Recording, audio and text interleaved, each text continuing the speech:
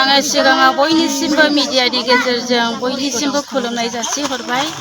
दानो आङो अरुण'दयनि बिसय फंनैसो बुंनो गसंबाय। दानो जोङो मिथिनो मोन्दों गोबांथार आइजोफ्रानो अरुण'दय स्किमखौ मोननानै दङ, नाथाय जोङो दासिमबो मोनाखै। गोबांथार बेबायदिनो जोङो थांनाय समफोराव मावदोंमोनब्लाबो जोङो हरफास्लाबनो मोनैयाव जोङो थालांदों। बिनि थाखायनो दा गोदान जागासिनो दं होननायखाय जोङो गोबां आसायै दङ। गोबांथार जोंबो हारिनि थाखाय मावबोदोंमोन। गोबांथार मिटिंफोराव जोङो थाङोमोन। 2 बोसोर 3 बोसोरनि फिसाफोरखौ गालां गालां जोङो मिटिंफोराव थांदोंमोन। दिनै जोङो बे थांनायनि परिश्रमखौ जोङो दाबो सोरखारनिफ्राय जोङो अनसुंथाइ मोननो हायाखै। गोबांथार जोंनि गामिफ्राव बेबायदिनो इलेक्सननि सिगां सिगां मिटिंफोर जाफैदोंमोन। बेयावबो जोङो फिसा उन्दैफोरखौ लानानैब्लाबो मावै दाङै जोङो रायजोफोरखौ जोङो खुसि खालामहरदों। गोबांथार जयेन जाफैनाय मानसिफोरखौ जोङो सङै खावै जाहोहरदों।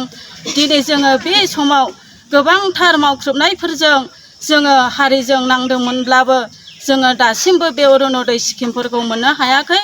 जाहाथे नोंथांमोना सारमोना जोंखौ बे लावख्रिगुरिनि सिङाव थानाय आइजोफोरखौ जेन' नायसनहरो।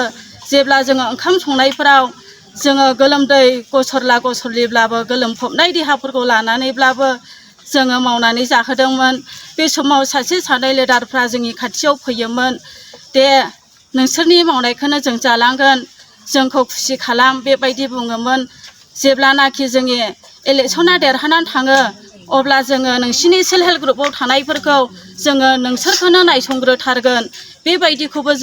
बेबायदि बाथ्राखौबो जोंनो खोन्थादों बा बुंदों।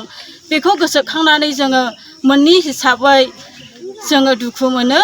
जाहाथे जोंनि थालांनाय जे मोननो गोनां अरुण'दय स्किमफोरखौ जोंबो मोननो हायो। नाथाय जोङो गोबांथार मासनि गेजेरजोंनो मास सफैब्लानो जोंहा कारेन्ट बिल होनांगौ जायो। आरो फिसाफ्राबो देरबोबाय। जाहाथे बिसोरनि फरायनायावबो जोङो गांसे खाथाब्लाबो गंसे दफेनब्लाबो जों बायना होनो गोनां जायो। दिनै जोङो बिसोरखौनो जोङो गुरैयै खावलायहरो।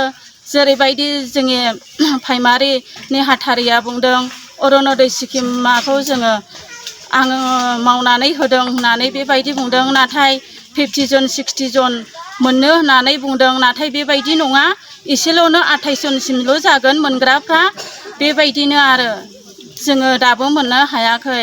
आसायाव दङ मोननो थाखाय जोंबो बेबायदि फ्रि स्किमफोरखौ। जोङो गोदान एप्लाइ खालामनाय समावबो डकुमेन्टसफोरखौहाय जोङो हांसो हांसो जोङो गोजानाव डकुमेन्टसफोरखौ लायनोबो गोनां जादों। फिसाफोरखौ लानानै जोङो थाबायनोबो हाया। गोबां लेन्ड हल्डिंनो सार्टिफाइ लेखानो बायदिसिना नांगौ जानायाव जोङो टट' भारा लानानैब्लाबो थांदों आरो मावनो होफैदों। आरो नांगौ बायदि थाइसे थाइनै चेयारमेननो हरनो नांगौ होनदों थाखा फैसा। जोङो बेखौबो गोसो खुसियैनो हरनाय जादों, खामानिल' जाथोंसै होननानै। आरो थायै थायै थानानै सोरबा सासे ओंखारदों, बेबो थाखा एसे नांगौ होननानै बुंदों। जों बेनोबो होदों गोसो खुसियैनो।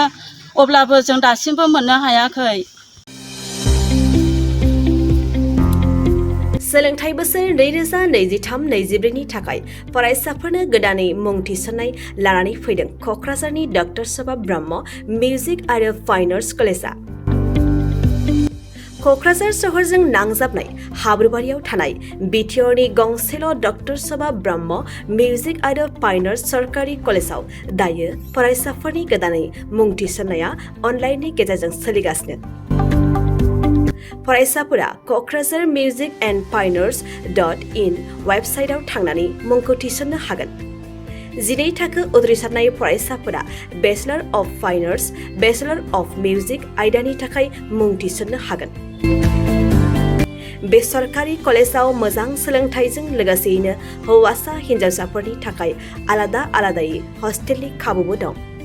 गोसो गोनां फरायसाफोरा क'क्राझारनि डक्टर सभा ब्रह्म मिउजिक आरो फाइन आर्ट्स सरकारि कलेजाव गोदानै मुं थिसन्नोब्ला नैबे मबाइल नाम्बार 9085292451 आरो 9365491257 आव थोंजों सुलाद लानो हागोन।